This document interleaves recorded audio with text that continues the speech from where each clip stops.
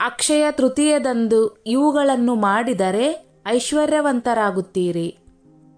ಅಕ್ಷಯ ತೃತೀಯ ದಿನವು ಮಂಗಳಕರ ದಿನವಾಗಿದ್ದು ಈ ದಿನ ಯಾವುದೇ ಪಂಚಾಂಗವನ್ನು ನೋಡದೆ ಶುಭ ಕಾರ್ಯವನ್ನು ಮಾಡಬಹುದು. ಅಕ್ಷಯ ತೃತೀಯ ದಿನದಂದು ಈ ಕೆಲಸಗಳನ್ನು ಮಾಡಿದರೆ ಜೀವನದಲ್ಲಿ ಯಾವುದೇ ಅಡೆತಡೆಗಳು ಎದುರಾಗದು. ಅಕ್ಷಯ ತೃತೀಯ ದಿನ ಯಾವ ಕೆಲಸ ಮಾಡಿದರೆ ಜೀವನದಲ್ಲಿ ಸಮಸ್ಯೆಗಳೇ ಇರದು. ಇವುಗಳನ್ನು ತಪ್ಪದೆ ಮಾಡಿ. ಪ್ರತಿ ವರ್ಷ ವೈಶಾಖ ಮಾಸದ ಶುಕ್ಲ ಪಕ್ಷದ ತೃತೀಯ ತಿಥಿ ಎಂದು ಆಚರಿಸಲಾಗುತ್ತದೆ. ಈ ವರ್ಷ ಅಂದರೆ 2024ರ ಅಕ್ಷಯ ತೃತೀಯ ಹಬ್ಬವನ್ನು ಮೇ 10ರಂದು ಶುಕ್ರವಾರ ಆಚರಿಸಲಾಗುವುದು. ಅಕ್ಷಯ ತೃತೀಯ ಅಂದರೆ ಚಿನ್ನ ಖರೀದಿಯೊಂದೇ ಅಲ್ಲ, ಹೀಗೆ ಮಾಡಿಯೂ ಸಮೃದ್ಧಿ ಹೊಂದಬಹುದು. ಅಕ್ಷಯ ಎಂಬ ಹೆಸರಿನ ಅರ್ಥ ಶಾಶ್ವತ ಮತ್ತು ತೃತೀಯ ಎಂದರೆ 3ನೇ ಚಂದ್ರನ ದಿನವನ್ನು ಸೂಚಿಸುತ್ತದೆ. ಹಿಂದೂ ಪುರಾಣಗಳ ಪ್ರಕಾರ ಅಕ್ಷಯ ತೃತೀಯದಂದು ವಿಷ್ಣು ದೇವರು 6ನೇ ಅವತಾರವಾದ ಪರಶುರಾಮನ ರೂಪದಲ್ಲಿ ಅವತರಿಸಿದನೆಂದು ನಂಬಲಾಗಿದೆ. ಈ ದಿನದಂದು ಗಂಗಾದೇವಿಯು ಸ್ವರ್ಗದಿಂದ ಭೂಮಿಗೆ ಇಳಿದಳು ಎಂದು ಹೇಳಲಾಗುತ್ತದೆ. ಪೌರಾಣಿಕ ನಂಬಿಕೆಗಳ ಪ್ರಕಾರ ಈ ದಿನದಂದು ಮಾಡಿದ ಮಂಗಳಕರ ಮತ್ತು ಧಾರ್ಮಿಕ ಕಾರ್ಯಗಳು ಶಾಶ್ವತ ಫಲಿತಾಂಶಗಳನ್ನು ನೀಡುತ್ತವೆ. ಅಲ್ಲದೆ ಈ ದಿನದಂದು ಯಾವುದೇ ಶುಭ ಅಥವಾ ಮಂಗಳಕರ ಕಾರ್ಯಗಳನ್ನು ಮಾಡಲು ಪಂಚಾಂಗವನ್ನು ನೋಡುವ ಅಗತ್ಯವಿಲ್ಲ.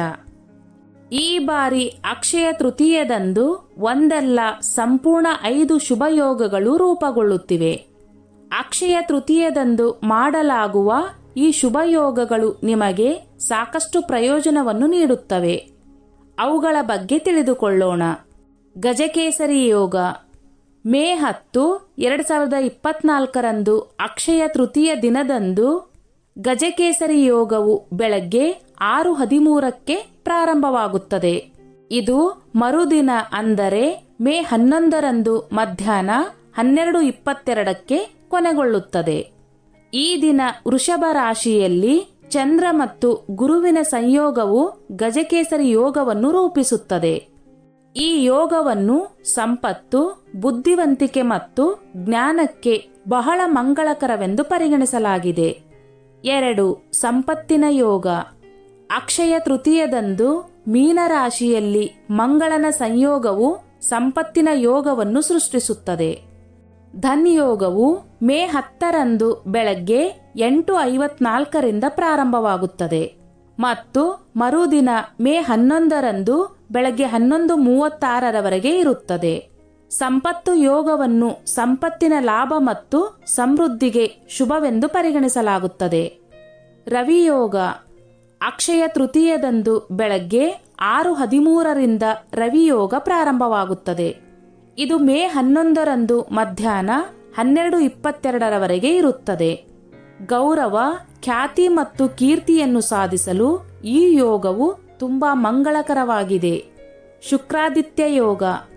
ಮೇ 10ರಂದು ಮೇಷರಾಶಿಯಲ್ಲಿ ಶುಕ್ರ ಮತ್ತು ಸೂರ್ಯನ ಸಂಯೋಗದಿಂದಾಗಿ ಈ ಯೋಗವು ರೂಪುಗೊಳ್ಳುತ್ತದೆ. ಶುಕ್ರಾದಿತ್ಯ ಯೋಗವು ಅಕ್ಷಯ ತೃತೀಯದಂದು ಬೆಳಗ್ಗೆ 10:54ಕ್ಕೆ ಪ್ರಾರಂಭವಾಗುತ್ತದೆ ಮತ್ತು ಮರುದಿನ ಮಧ್ಯಾಹ್ನದವರೆಗೆ ಮುಂದುವರಿಯುತ್ತದೆ. ಈ ಯೋಗವನ್ನು ಸಂಪತ್ತು, ವೈಭವ ಮತ್ತು ಭೌತಿಕ ಸಂತೋಷಗಳಿಗೆ ಶುಭವೆಂದು ಪರಿಗಣಿಸಲಾಗುತ್ತದೆ ಮತ್ತು ವರ್ಷವಿಡೀ ಹಣ ಹಾಗೂ ಧಾನ್ಯಗಳ ಕೊರತೆ ಎದುರಾಗುವುದಿಲ್ಲ. ಅಕ್ಷಯ ತೃತೀಯ ದಿನದಂದು ಇದನ್ನು ಪಠಿಸಿ.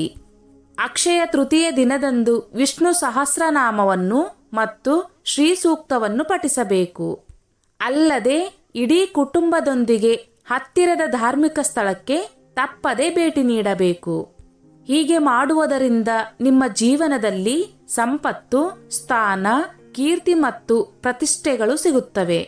ದೀರ್ಘಕಾಲದವರೆಗೆ ಯಾವುದೇ ಕಾಯಿಲೆಯಿಂದ ಬಳಲುತ್ತಿರುವವರು ಅಕ್ಷಯ ತೃತೀಯ ದಿನದಂದು ರಾಮ ರಕ್ಷಾ ಸ್ತೋತ್ರವನ್ನು ಪಠಿಸುವುದು ಆ ಎಲ್ಲ ಅನಾರೋಗ್ಯವನ್ನು ದೂರಾಗಿಸುತ್ತದೆ. ಈ ರೀತಿ ಲಕ್ಷ್ಮೀನಾರಾಯಣ ಪೂಜೆ. ಅಕ್ಷಯ ತೃತೀಯದಂದು ಭಗವಾನ್ ವಿಷ್ಣು ಮತ್ತು ತಾಯಿ ಲಕ್ಷ್ಮಿಯನ್ನು ನಿಯಮಾನುಸಾರ ಪೂಜಿಸಬೇಕು. ಈ ದಿನದಂದು ಹಳದಿ ಬಣ್ಣದ ಬಟ್ಟೆಗಳನ್ನು ಧರಿಸಿ ವಿಷ್ಣುವನ್ನು ಪೂಜಿಸಿ ಮತ್ತು ಹಳದಿ ಹೂಗಳನ್ನು ಅರ್ಪಿಸಬೇಕು. ಹಾಗೆ ಲಕ್ಷ್ಮೀದೇವಿಗೆ ಬಿಳಿ ಮತ್ತು ಗುಲಾಬಿ ಹೂಗಳನ್ನು ಅರ್ಪಿಸಿ. ಇದರ ನಂತರ 9 ತುಪ್ಪದ ದೀಪಗಳನ್ನು ಬೆಳಗಿಸಿ ಮತ್ತು ಭಗವಾನ್ ವಿಷ್ಣು ಮತ್ತು ತಾಯಿ ಲಕ್ಷ್ಮೀ ದೇವಿಯನ್ನು ಪೂಜಿಸಿ. ಅಕ್ಷಯ ತೃತೀಯ ದಿನದಂದು ಇದನ್ನು ಪಠಿಸಿ. ಅಕ್ಷಯ ತೃತೀಯ ದಿನದಂದು ಶ್ರೀರಾಮಚರಿತ ಮಾನಸದಲ್ಲಿನ ಅರಣ್ಯ ಕಾಂಡವನ್ನು ಪಠಿಸುವುದು ಅತ್ಯಂತ ಮಂಗಳಕರವೆಂದು ಪರಿಗಣಿಸಲಾಗಿದೆ. ಈ ವಿಭಾಗದಲ್ಲಿ ಭಗವಾನ್ ರಾಮನು ಋಷಿಗಳು ಮತ್ತು ಸಂತರನ್ನು ಭೇಟಿ ಮಾಡಿ ಜ್ಞಾನವನ್ನು ಪಡೆದಿದ್ದಾನೆ ಎನ್ನುವ ಉಲ್ಲೇಖವಿದೆ. ಈ ಕಾಂಡವನ್ನು ಪಠಿಸುವುದರಿಂದ ಭಗವಾನ್ ಶ್ರೀರಾಮನ ಆಶೀರ್ವಾದವನ್ನು ಪಡೆಯುತ್ತಾರೆ ಮತ್ತು ಜೀವನದಲ್ಲಿ ಮುನ್ನಡೆಯಲು ದಾರಿ ದೊರೆಯುವುದು. ಅಕ್ಷಯ ತೃತೀಯದಂದು ಈ ಕೆಲಸವನ್ನು ಮಾಡಿ. ಅಕ್ಷಯ ತೃತೀಯ ದಿನದಂದು ಪೂರ್ವಜರ ಹೆಸರಿನಲ್ಲಿ ದಾನ ಮತ್ತು ನೈವೇದ್ಯಗಳನ್ನು ಅರ್ಪಿಸುವುದು ಮತ್ತು ಪವಿತ್ರ ಸ್ನಾನ ಮಾಡುವುದು ವಿಶೇಷ ಮಹತ್ವವನ್ನು ಹೊಂದಿದೆ. ಈ ದಿನದಂದು ನೀವು ಪೂರ್ವಜರ ಹೆಸರಿನಲ್ಲಿ ಶ್ರಾದ್ದವನ್ನು ಮಾಡಿದರೆ ಅದಕ್ಕೆ ವಿಶೇಷ ಮಹತ್ವವಿದೆ ಮತ್ತು ಪೂರ್ವಜರ ಹೆಸರಿನಲ್ಲಿ ದಾನ ಮಾಡುವುದರಿಂದ ನೀವು ಶಾಶ್ವತ ಫಲಿತಾಂಶಗಳನ್ನು ಪಡೆಯುತ್ತೀರಿ. ಹೀಗೆ ಮಾಡುವುದರಿಂದ ನಿಮ್ಮ ಪೂರ್ವಜರ ಆಶೀರ್ವಾದ ಸಿಗುತ್ತದೆ ಮತ್ತು ಪಿತೃದೋಷದಿಂದ ಮುಕ್ತಿಯೂ ಸಿಗುತ್ತದೆ. ಅಕ್ಷಯ ತೃತೀಯ ದಿನದಂದು ಈ ವಸ್ತುಗಳನ್ನು ಸುರಕ್ಷಿತವಾಗಿ ಇರಿಸಿ. ಅಕ್ಷಯ ತೃತೀಯ ದಿನದಂದು ದೇವರ ಪೂಜೆ ಮಾಡುವ ಸ್ಥಳದಲ್ಲಿ ಕೆಂಪು ಬಟ್ಟೆಯಲ್ಲಿ ಏಕಾಕ್ಷಿ ತೆಂಗಿನಕಾಯಿಯನ್ನು ಕಟ್ಟಿ ಇಟ್ಟುಕೊಳ್ಳಿ. ನಂತರ ಪೂಜೆಯನ್ನು ವಿಧಿವತವಾಗಿ ಮಾಡಿ.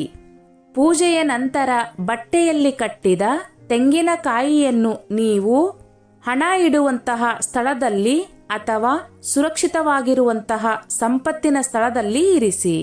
ಈ ತೆಂಗಿನಕಾಯಿಯನ್ನು ವ್ಯಾಪಾರ ಮಾಡುವ ಸ್ಥಳದಲ್ಲಿಯೂ ಇಟ್ಟುಕೊಳ್ಳಬಹುದು.